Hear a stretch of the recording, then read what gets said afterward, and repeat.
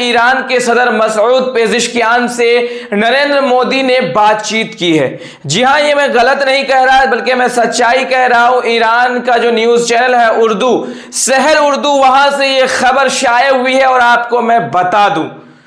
इस्लामी जमहूरिया Iran के सदर Masood Pezeshkian और हिंदुस्तान के वजीर आजम नरेंद्र मोदी के दरमियान टेलीफोनिक गुफ्तगू हुई है, मोबाइल पे कॉल पे बातचीत हुई है, जिसमें ईरान पर अमेरिका और इजराइल के हमलों के बाद पैदा होने वाली सूरत हाल और खित्ते में बढ़ती कुशीदगी पर तबादले ख्याल किया गया है। यानी जिस तरह से हमले में परेशानियां हुई है, दिक्कतें हुई है, गैस के लिए मारामारी चल रहा है, तो कहीं पेट्रोल के जाकर के पेट्रोल पंप में जाकर के ड्रम लेकर लोग ट्रम्प के कहने पर ड्रम लेके खड़े हैं, आप देख ही रहे हैं। ये तो गोदी मीडिया का खेल है, जिस तरह से ये कह रहा है कि तेल खत्म हो गया, ये खत्म हो गया, वो खत्म हो गया, लेकिन सच्चाई क्या है? आखिरकार नरेंद्र मोदी ने ईरान के सदर से क्यों बातचीत की है, आइए हम खुलासा करते हैं और जानते हैं। ईरानी सदर ने हिंदुस्तानी और आवाम की जानिब से ईरान के साथ इजहार हमदर्दी पर शुक्रिया अदा करते हुए कहा कि इस्लामी जमहूरिया ईरान हिंदुस्तान को हमेशा एक दोस्त और हम माशी शराकतदार समझता रहा है। मसूद पेज़ेश्कियान ने कहा कि ईरान अमेरिका के साथ मुज़ाकिरात और सिफारती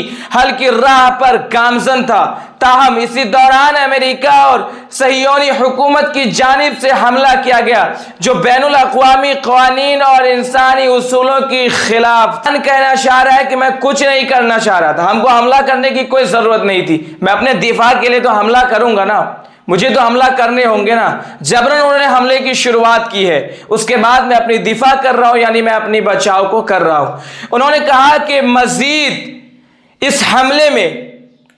इनकलाब इस्लामी के रहबर आला फौजी कमांडर्स और मीनाब के एक स्कूल में 168 मासूम तलबा शहीद हुए, यानी 168 मासूम बच्चों की जान ले ली गई, जिसकी कोई गलती नहीं थी, जिसकी कोई भी वजह नहीं थी इनकी जान लेने की। सदर ईरान ने वाज़ेह किया कि ईरान जंग का आगाज करने वाला नहीं था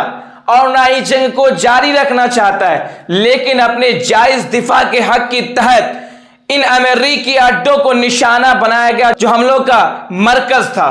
अब आपको हम बताना चाहते हैं कि कहना चाह रहा है ईरान के, मैं नहीं चाह रहा था हमला करना, लेकिन उन्होंने शुरुआत कर दी है, पिटाई तो बनती है,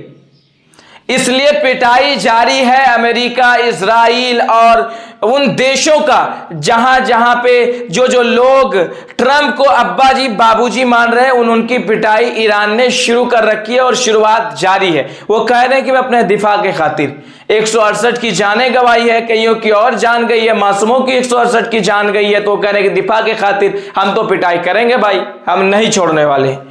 उन्होंने सहयोनी हुकूमत की जानिब से भी बेगुनाह अफराद की कत्ल को रियासती दहशतगर्दी करार देते हुए कहा कि ईरान खित्ते में अदम इस्तेहकाम नहीं चाहता और हिंदुस्तान समेत दोस्त ममालिक के साथ ताल्लुकात को मजीद मजबूत बनाने का ख्वाहा है, यानी खुसूसन बरक्स और शिंगानी ताउन तंजीम के फ्रेम वर्क में है। आपको हम बता दें कि वो जिस तरह से कह रहे कि मैं दोस्त बनना चाहता हूं,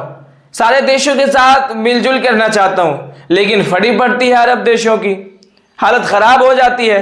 तो अब शुरुआत हो गई है, ले भैया ले, समझ में आ जाएगा। हिंदुस्तान के वजीर आजम नरेंद्र मोदी ने भी मशरिक़े वुस्ता में बढ़ती हुई कुशीदगी पर गहरी तशवीश का इजहार करते हुए कहा कि हिंदुस्तान ईरान का दोस्त है और दिल्ली सफारतकारी के जरिए कुशीदगी कम करने के लिए अपना किरदार अदा करेगा। ये बात कही है नरेंद्र मोदी ने, यानी कि ईरान का दोस्त है। कुछ दिन पहले आपने फुटेज देखा किस तरह से मोदी जी मुस्कुरा रहे हैं और कह रहे हैं कि Israel is the fatherland, Bharat is the Motherland. Israel पापा जी हैं और अम्मी है भारत। और उसके बाद में जब पिटाइयां शुरू हुई है, तंगदस्ती शुरू हुई है, जगह जगह पे प्रोटेस्ट हो रहे हैं, तो अब कॉल पे बात करके कह रहे हैं मोदी जी कि मैं ईरान का दोस्त हूं और खास दोस्त हूं ईरान का।